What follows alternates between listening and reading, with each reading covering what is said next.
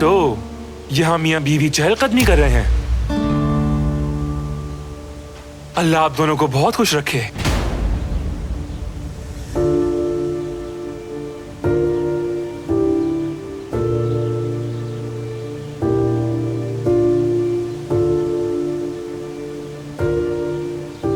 सुबह बखैर।